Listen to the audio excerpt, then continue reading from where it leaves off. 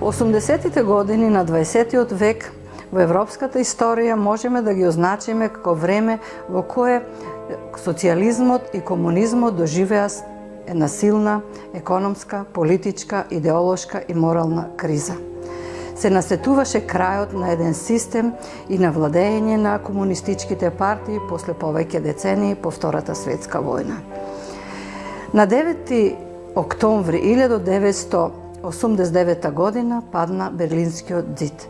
Едноставно беше срушен од напливот на младите луѓе кои повеќе не може да ја поднесат не само поделеноста на Германија, туку и поделеноста на Европа. Символично, со падот на Европскиот ЗИД заврши времето на студената војна, заврши времето на поделена Европа. Започна нова фаза во европската историја.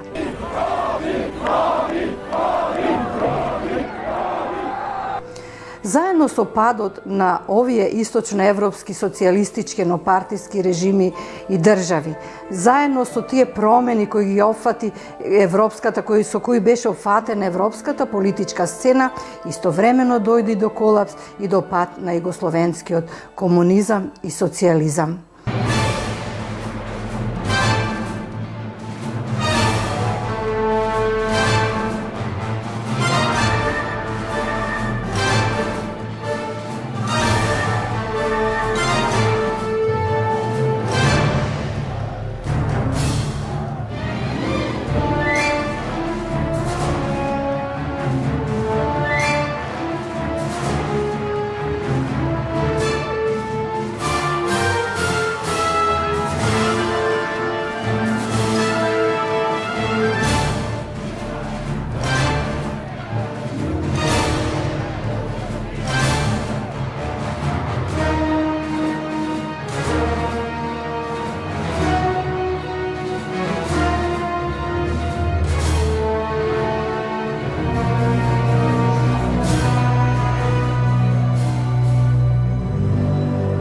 Новата европска стварност бараше и нов идентитет. Новиот европски идентитет се поврзуваше со преиспитување на комунистичкото минато на сите овие земји. На дневен ред се постави прашањето за репресијата во комунизмот. Како и другите држави кои произлегоа и се родија наново по падот на комунистичките режими, и во Република Македонија мораше да се направи едно целосно преиспитување со комунистичкото минато, што сме имале, што сме изгубиле, но и да се отворат сите оние табу теми кои беа затворени 4-5 децении за јавноста и за науката, но и за пошироките слови од луѓето кои беа под едно силно влијание на агитацијата и пропаганда која се спроведуваше во периодот на комунизмот, кои ја видоа само едната слика од тој систем, а за многумина беше затворено на сето грдо и регресивно што се случуваше под така убавата пропаганда на комунистичкиот режим. Македонското општество се најде на раскрсница. Или да се закорави во собствените историски табу теми, или да тргне напред кон европските текови, кон новиот европски идентитет, во чија основа лежеше расчистувањето со темните дамки и жртвите на комунистичките режими. Многумина се најдоа затечени и не веруваа во сето она кое го откриваа многу од жртвите во комунистичкиот режим.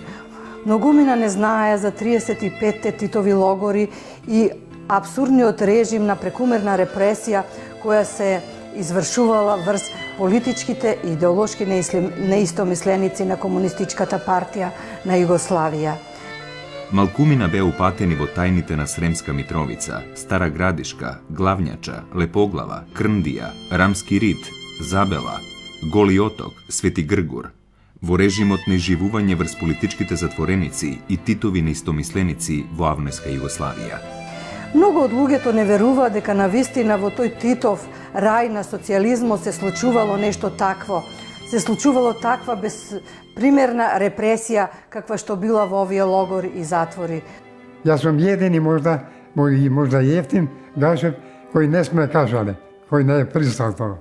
И кој на суд кажавме да сме ние малтретирани. Јас сакав да се облечам кондори, а не ми дозволи надзирателот и не ми дозволи судијата, за да видат дека имат фликови оттепање од тоа. тепање потабани со жица. Со жица тепање. Златко Билјановски, он ми беше исследовател, рече, врзете го. Ме врзете му гераците. А ја веќе 6 дена сум стоял. Ставите му јамка за бесилка, јамката ставите ја горе за железо. Ја сега, кога не сум спал 6 дена, не сум пиел вода, не сум јадел ништо, кога ми се спие, затам јамката ме стега. Значи не можам да спијам. Разбирате? Ова го легнем и ова ме стегне. А ја не можам да ги рацете ми се врзани. И така. Само тој е жив.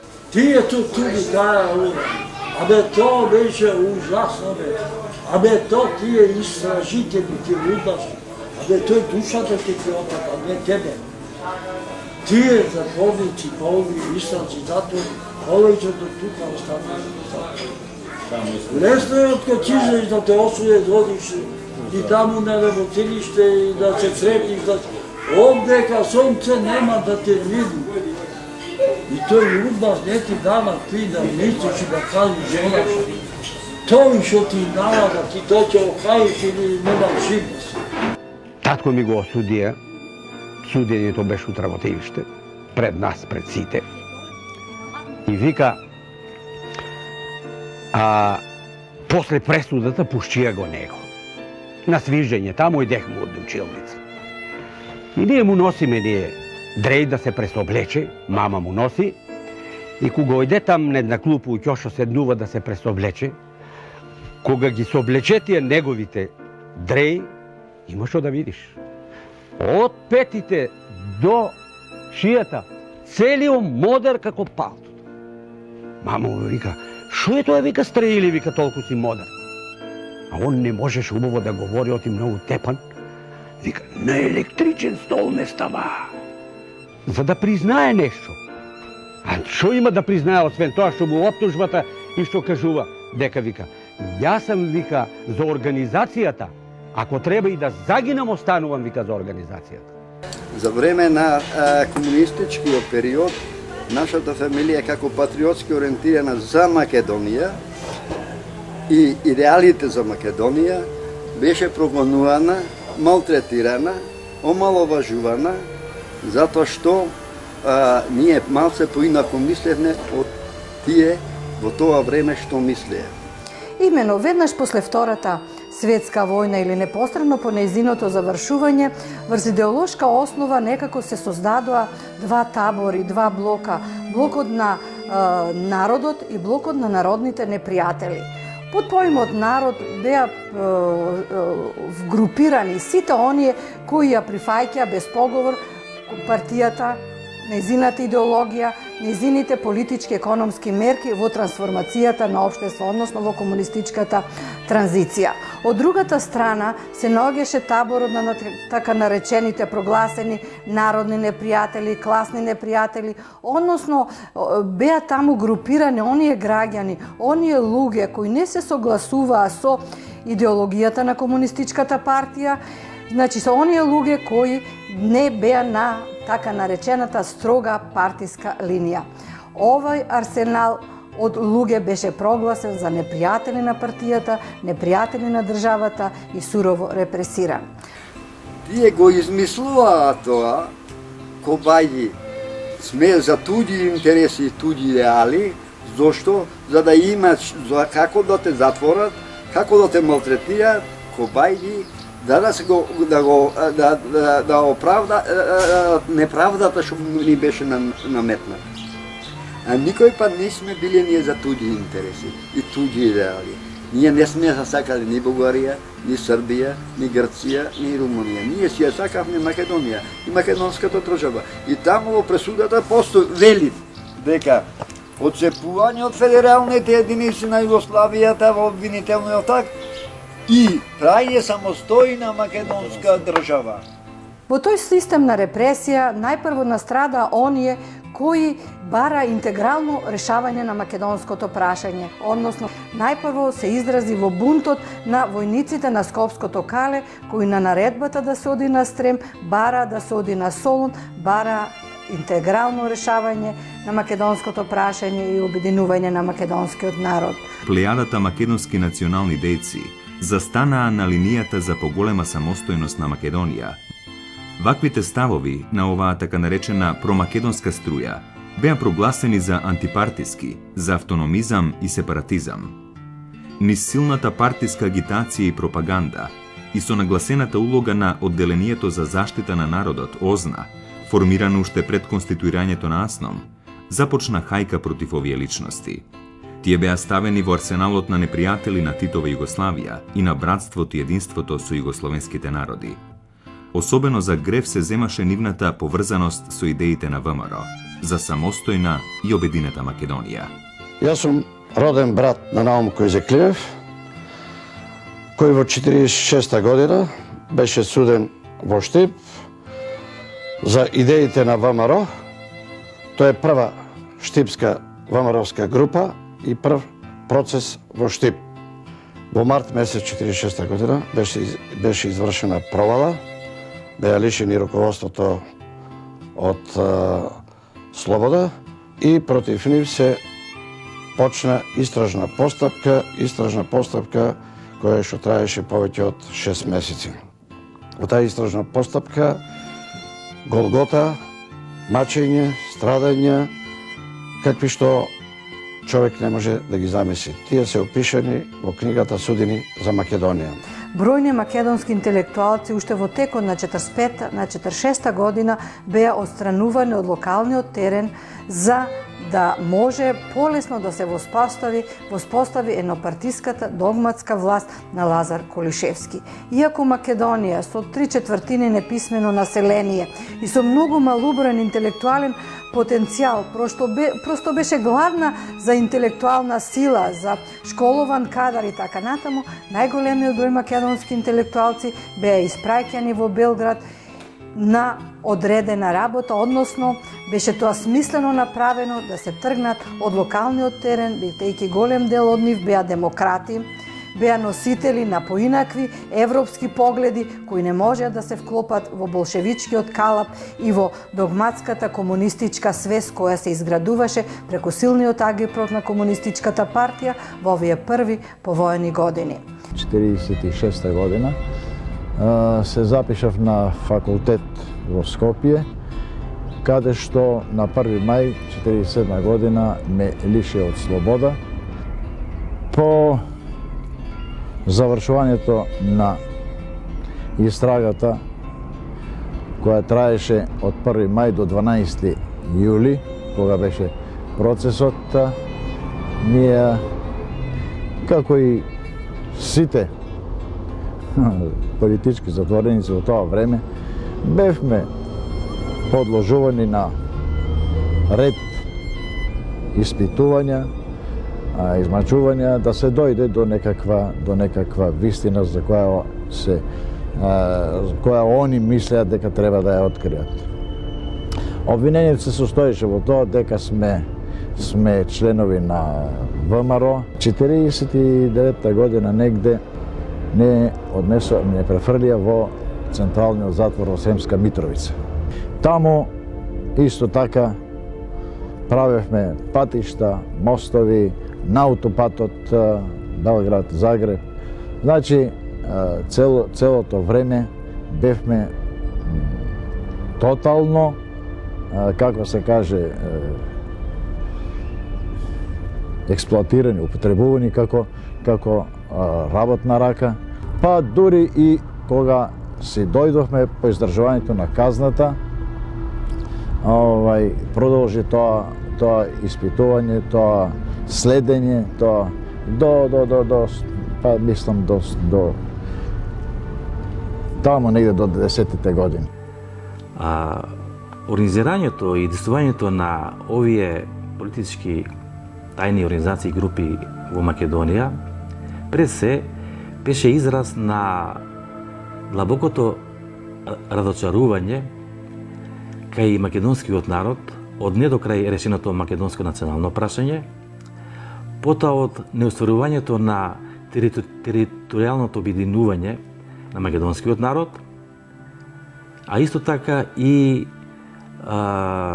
неприфаќањето на статусот на македонската држава во рамките на Југославија и силно изразената желба за отцепување од неа.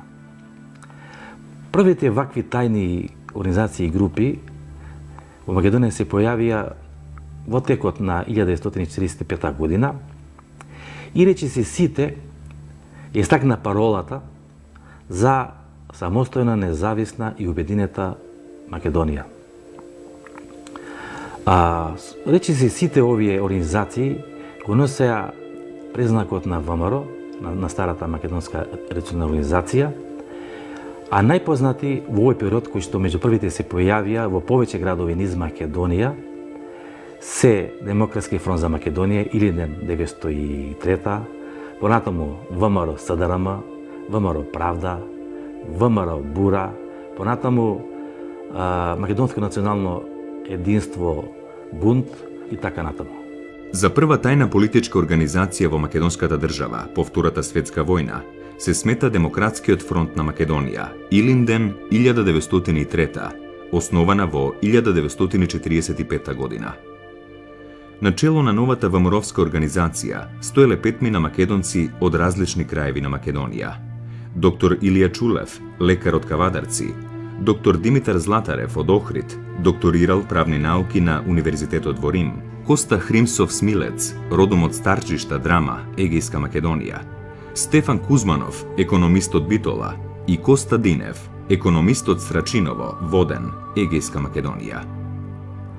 Нагласувајќи ја приврзаноста кон ВМРО Гоцеделчевска, оваа организација се декларира дека ги изразува националните интереси и стремежи на целиот македонски народ од трите дела на Македонија за национално обединување и самостојна државност.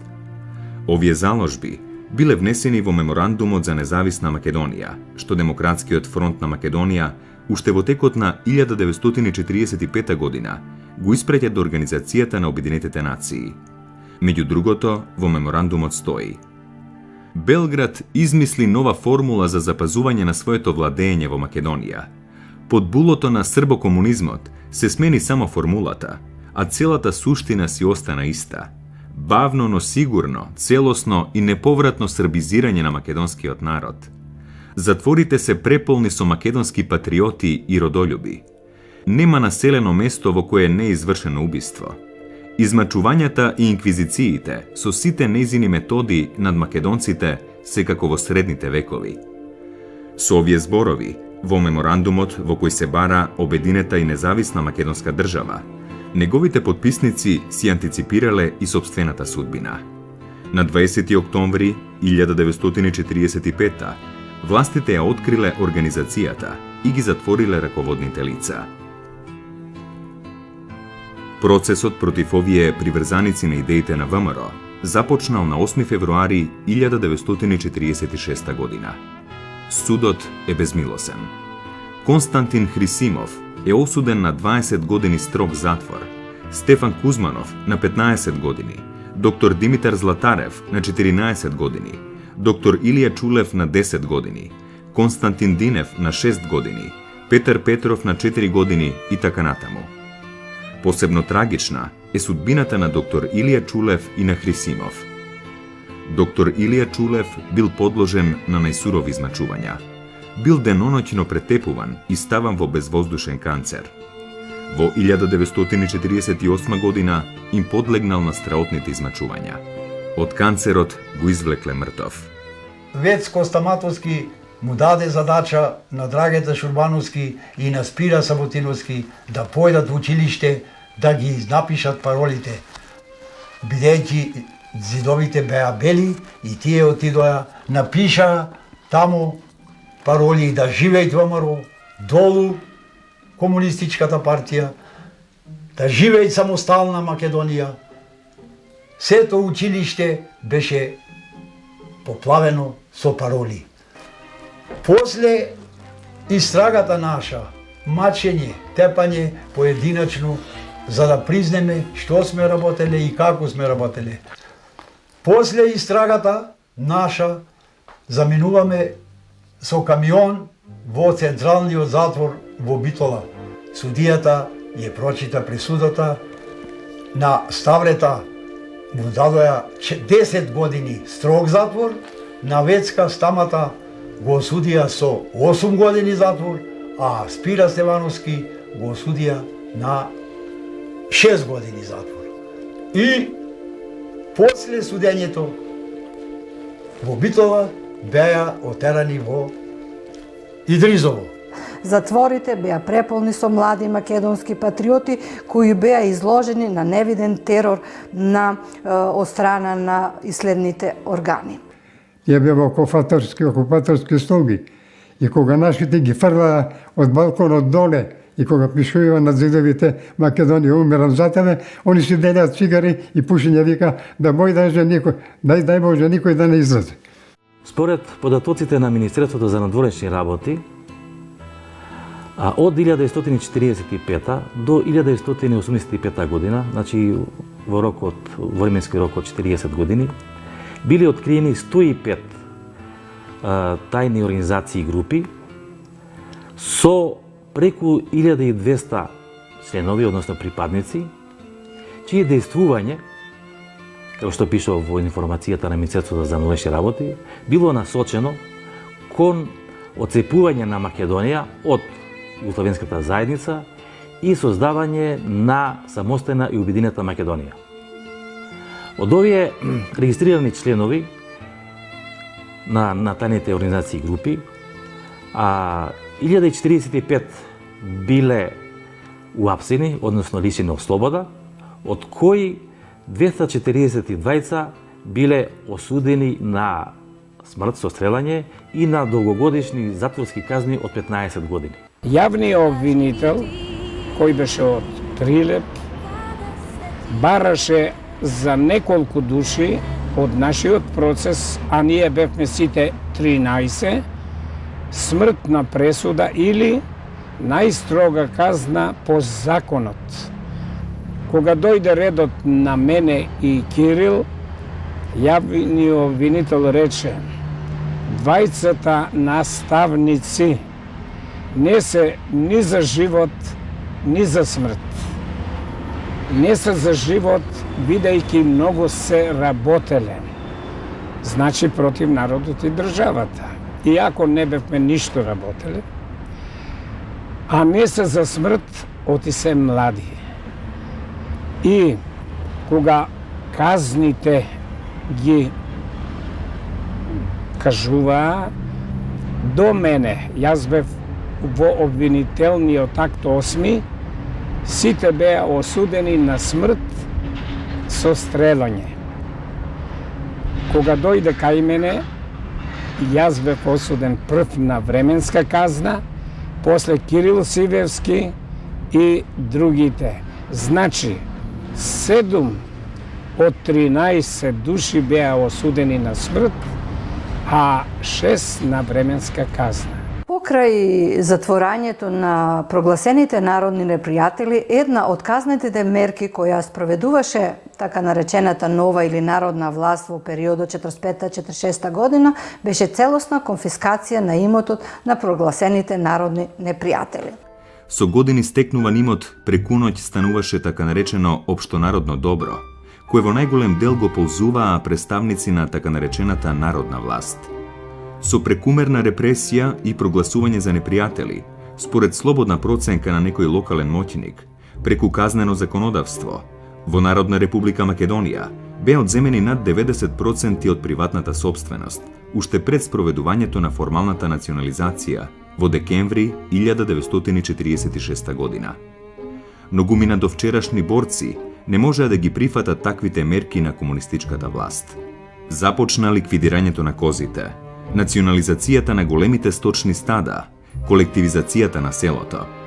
Селанството како социјална категорија, покрај приватните собственици во градот, најсурово и најжестоко врз своите плеќи ја почувствуваа комунистичката транзиција. Работните логори Маврово, Моноспитово, Преспа, Кајмакчалан, Каменоломот Добој, Рудникот Злетово, Идризово и локалните затвори беа преполнети со селани. Нивните семејства со месеци не знаеја каде се, а дел од нив, како што стои запишано понекаде, гизела помрачина, не им се знае гробот.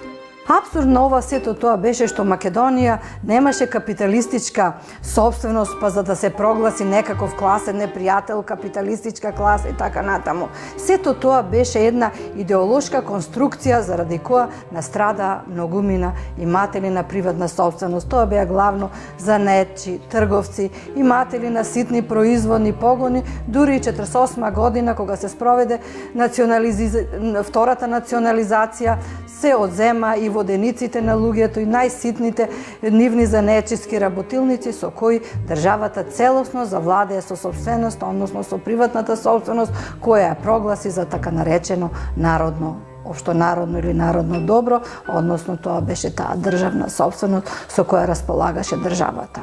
Тоа дисциплинирање на населението и воспоставување контрола, преземање на политичката власт и создобивање економска моќ преку насилно одземање на собственоста, идеолошката и политичката исклучивост на комунистичката власт, покрај главното, парцијалното решение на македонското прашање, беа основните причини за создавање на илегални организации во духот и традицијата на ВМРО. Овие новоформирани тајни организации го креваа гласот против прекумерната репресија, против насилните конфискации, национализации. Отстранувањето на Ченто означи сигнал за безмилосна чистка на сите оние кои бараа целосно решавање на македонското прашање, на оние кои дигнаа глас против насилството над граѓаните, против недемократското владење на партијата, против насилните експроприации. Сите тие, како ВМРО-вски, антипартиски и антидржавни прозападни елементи, беа сурово репресирани. За сите беше најдена универзална формула.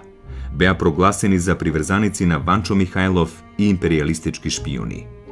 Веќе 47, 48, 49 година започнува одземањето на козите како мерка со која власта наводно сакаше да ги заштити шумите. А кој го наметна тоа?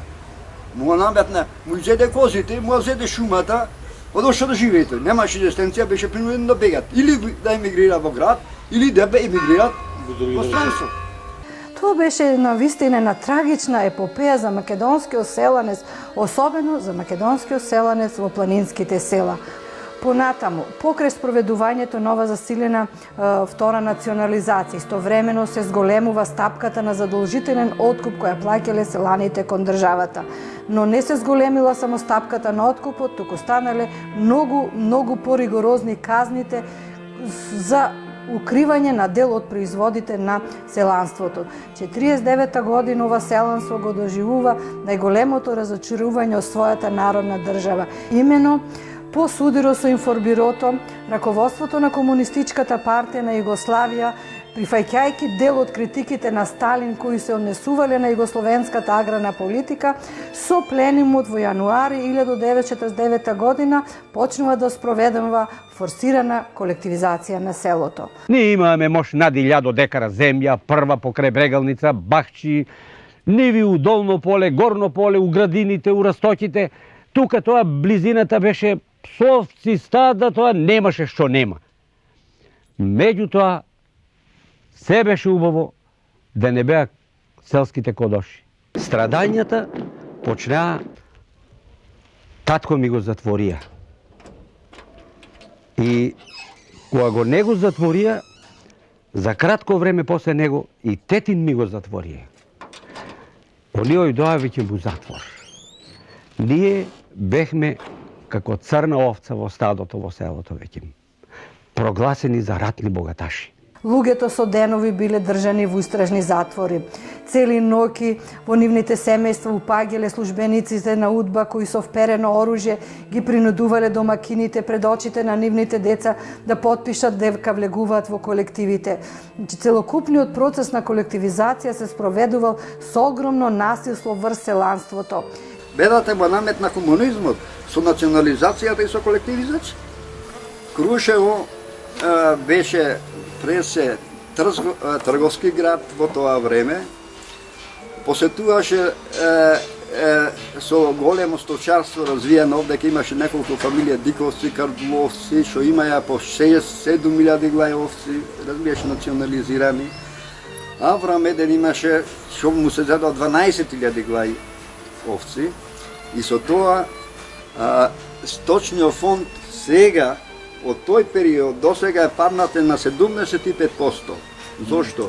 Со национализацијата на тој поредок се уништи сточниот фонд во Македонија. И кога зборуваме за комунистичката репресија во македонската држава, можеби најмасовната репресија која се одиграла во рамките на овој период од нашата историја, се и најмасовната репресија секако е репресијата во која се спровела врселанството за насилно влегување во селските работни задруги, односно колективите. Гледавме ние како патриотски ориентирани луѓе дека неправдата му се подметнуваше саде на Македонија и економски беше исцрпувана Македонија од многу причини. Прво, национализацијата, колективизацијата, прогласувани ратни богаташи за 3 години, трговците стенеќи на злато му беше одземено на македонскиот народ и однесен во Белград, а до кај другите републики, Хрватска и Словенија, немаше национализација, немаше колективизација и денеска затоа се ти економски појаки од нас. Овој период во југословенската историја и во македонската историја беше период препун со табу теми, во кој една од најскриените, најдолгочувани тајни можеби табу теми беше приказната за Голи Оток. Оние пак, со кои не се расчисти во првите повојни години, ги стаса судирот на КПЈ со информбирото. Уште една спасоносна формула за дисквалификации и ликвидации. Голем дел од македонските борци за обединета Македонија, прогласени за информбировци, беа испратени на општествено превоспитување на Голи Оток, еден од најзлогласните логори во поствоена Европа. Кои беа македонците кои беа одведувани на островот Голи Оток и на Свети Гргор, односно кои беа казнети на општествено корисна работа и општествено превоспитување? Имено се стекнува впечаток дека една група на македонски дејци, основоположници на македонската држава, припадници на групата автономисти и сепаратисти, оние кои не настрадаа 46-47 година по процесот кој се спроведуваше против Методија Андонов Ченто, сега некако државата искористи одредена шанса овие луѓе да ги прогласи како приврзеници на резолуцијата на информбирото и да бидат репресирани во тие информбировски чистки.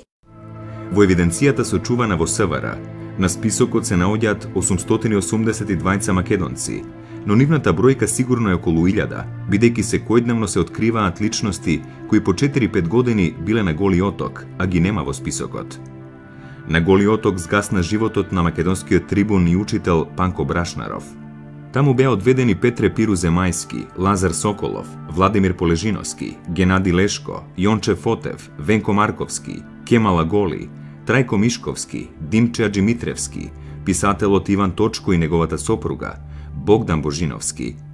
Жртви на теророт за време на информбирото беа Кирил Ќамилов, Ризо Ризов, Кирил Петрушевски. Последниот гемиџија, Павел Шатев, умира од глад и студ во куќен затвор во Битола. Трагична е судбината и на браќата Кемал и Неџата Голи, двајца албански антифашисти и интелектуалци, по потекло од Дебар. Неџата Голи, член на АСНОМ, втор подпредседател на президиумот на АСНОМ, министер во првата влада на Народна република Македонија, како приврзаник на резолуцијата на информбирото, бил убиен во април 1949 година на Скопското Кале. Неговиот брат, Кемала Голи, учесник на првото заседание на АСНОМ и забележлива политичка личност во првите години на градењето на современата македонска држава, бил казнет со казна општествено корисна работа во логорот Голи Оток, каде останал од 1949 до 1962 година. После укинувањето на информбирото имаме еден период на малку олабавување на тој систем на комунистичка репресија кој се случуваше во државата, иако не целосно, иако Досијата, чистките, следењето и така натаму, контролата над умот и свеста над луѓето се вршеше се до распадот на комунизмот, сепак има еден период во кој е намалена таа силна репресија која беше присутна во периодот од 48 до 56 година. Веќе во 58 година, кога ги читаме одредени партиски документи, може да се види дека комунистичката власт се соочува со еден друг проблем. Сега се појавува нова македонска интелигенција. Таа македонска интелигенција веќе го прифаќа социјализмот. Таа не може да се прогласи за класичен непријател од типот на оној кој ги прогласувавме 45 и 46 година. Ке ги прогласиме за Ванчо Михајловисти и работата е чиста. Значи, како арсенал на некакви остатоци идеолошки може да бидат ликвидирани. Но овие луѓе се на наша линија, прифаќаат идеологијата, но поставуваат прашања кои не одговараат на надворешната политика на Југославија. Ова нова македонска интелигенција пред се го поставувала прашањето за правата на македонците во соседните држави, а пред се во соседна Грција. Барала да се воспостави, исто така вика, ние бевме подготвени кога се работеше за Стрем и за Словенечкото приморје, сите да излеземе да демонстрираме, но никој не го поставува прашањето на правата на македонците на Егејска Македонија. И токму затоа, кога на дневен ред новата македонска интелигенција почнува да ги поставува овие прашања, започнува да се полна досиејата и да се следат бројни интелектуалци, особено се следели интелектуалците на универзитетот, писатели, поети, јавни личности кои имале влијание во јавноста. Службите за внатрешни работи педантно ги полнат нивните досиеја, така што во 1965 година, според анализите направени од една комисија на Народното собрание, имаме бројка од 137.000 лични досиеја кои се воделе во Република Македонија. За бројот на прогонуваните, затворените и осудените лица од македонскиот комунистички режим доволно говорат 14.500 политички досија што ги водела тогашната служба за државна безбедност во Македонија, кои досија во 2001 година не ги предадува на Државниот архив на Република Македонија, како и 22.000 затворски досија на политички лица кои што лежеле затвор во затворот во Идризово. Значи, вкупно политички досија во Република Македонија на затворени и осудувани лица има 36.500. А тоа се досија на лица, граѓани на Република Македонија, кои што беа затворени, депортирани, судени, па и стрелани, само за тоа што се бореле за самостојна, независна, демократска Република Македонија, за обединување на Македонија со Пиринскиот и Егејскиот дел. При крајот на 50-тите години оваа млада, нова македонска интелигенција, значи, поставува други прашања, расчистува со социјализмот во културата. Заедно со Венко Марковски беа судени и поетот Душко Наневски и композиторот Кирил Македонски, авторот на првата македонска опера Гоце. Додека Венко Марковски беше одведен на Голи оток, овие двајца македонски творци казната ја издржува во Идрисово. Но карактеристично за вербален деликт на Голи оток во 1961 година беше одведен големиот македонски сликар Родолюб Анастасов. Неговиот престој на Голи оток остави огромна трага врз неговото ликовно творештво, така што неговиот циклус Човекот и просторот го означува тоа негово битисување на Голи оток. Димитар Солев се појавува со многу смели пробиви во македонската литература. 1961 година се појавува Пасквелија на Живко Чинго, која представува еден прв целосен израз на критиката на догматизмот на целокупната таа комунистичка власт. Веќе во 70-тите години имаме се посилни барања за одбележување на Гоце Делчев.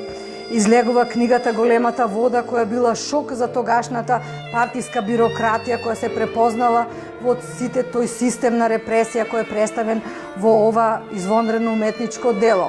Во 80-тите години понатаму продолжува следењето на интелектуалците. Како драстичен пример може да се земе затворањето и исследувањето на Големиот македонски актер Ристо Шишков, кој за вербален деликт беше суден. Понатаму 85-та година се затвора поетот Јонче Котески, така натаму. Значи, ова македонска интелигенција била перманентно следена, перманентно репресирана. Еден период поетот Радован Павловски морал да замини, да оди во Загреб и така натаму. Значи, тоа се творци кои не биле класични дисиденти, како во другите источноевропски држави, каде имаме појава на класично дисидентство, но многу голем број од овие македонски дејци биле изложени на психичка тортура, следење, полнење на нивните досие и така натаму.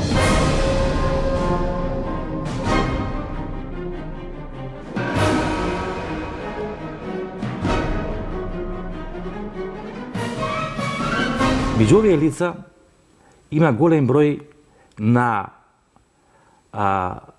припадници, членови на ВМРО Обединета, па и на Комунистичката партија. Меѓу овие припадници исто така има голем број на интелектуалци, писатели, лекари и ученици, студенти, па и деца на 16 години. Сите овие лица, припадници на овие тајни македонски организации и групи, беа затворени и судени само заради тоа што ги продолжувале револуционерните традиции на ВМРО и патриотските традиции на своето семејство, односно на своите предци. Ова е можеби единствен пример во историјата на човештвото некој да биде осуден од собствената власт за патриотизам, односно за љубов кон собствената татковина. Една целосна иронија на историјата. Кој настрада во оваа комунистичка репресија? Настрадаа токму македонските интелектуалци, македонските дејци, револуционери, луѓето на Македонија кои бесконечно ја сакаа својата татковина, оние кои не можеа да се помира со историската неправда на делбата на Македонија во Букуреш 1913 година. Оние кои не можеа да се помират со недемократските методи на владење на Комунистичката партија. Оние кои не може да го прифатат едномијето. Оние кои има отворен ум за поинакви опции, за поинакви погледи. Луѓето демократи, луѓето патриоти, луѓето кои бесконечно е сакаа Македонија и станаа токму жртва заради своите патриотски чувства кон татковината.